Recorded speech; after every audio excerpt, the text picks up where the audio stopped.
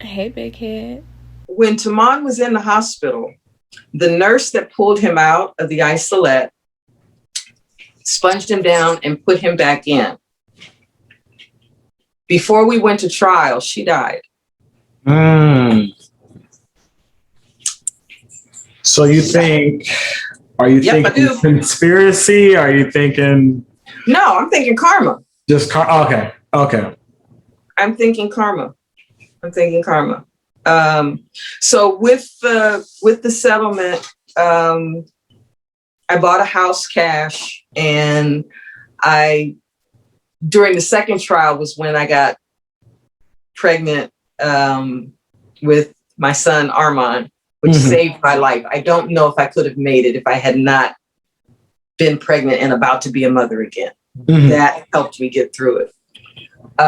But now that I have a son and a child, I wanted to be home. So I bought everything that I needed, all the equipment I needed to have a typesetting business in my basement. Now, go back. This is the 1980s, and crack cocaine is devastating communities. Especially DC, yeah. In particular, Washington, D.C. And you got some Black gangs that were not joking. And when they were in conflict with each other, bodies are falling all over the DMV, the DC metro area. Well, I had a typesetting business, and I struck up a client relationship with a local printer. And he started giving me funeral programs. And it got to the point in the 80s, Devontae, where I was doing between 15 and 22 funerals a week. I had every Black funeral home, with the exception of 2, as my clients. And I was being paid cash for doing the funeral homes, like $75 for every time I did a funeral program. So it was the most uncomfortably lucrative business that I've ever been in. I was doing graphic design, and I was doing typesetting, and I even developed a catalog because my husband is an artist, and he drew designs for the front of the funeral programs. And we had a catalog for families to pick in different sizes. And that was the start of me being an entrepreneur. And I've rarely been an employee since that day. Right. Yeah. Right. And ultimately, you and Pete had how many kids? 2. Armand and Mizan. Gotcha. And when did your daughter come about? How long after your son? Armand and Mizan are twins that are born 3 years apart.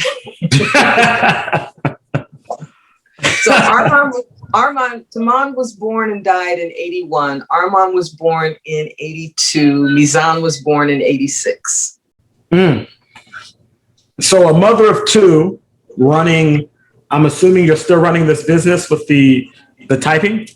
Yeah. How hard was that to do that and raise 2 kids?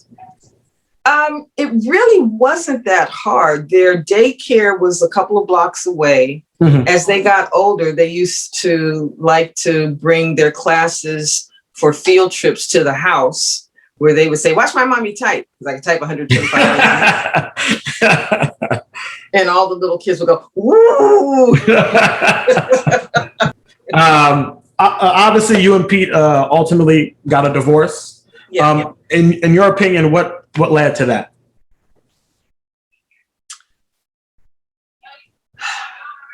The toll that Taman's death took on Pete, I think he never recovered from. And it was very difficult to maintain a family unit. We were very much a solid team going through all of the trials and hearings and testimonies. But once we got past that, and then to come back and try and have some semblance of normalcy was not easy. It was not easy. It took a huge toll on them. It took a huge toll. Yeah. I mean, rightfully so. I mean, how do you measure when someone should get over something like that? So, you don't. Yeah. You don't put. You don't impose your time frame for somebody else's recovery. Exactly.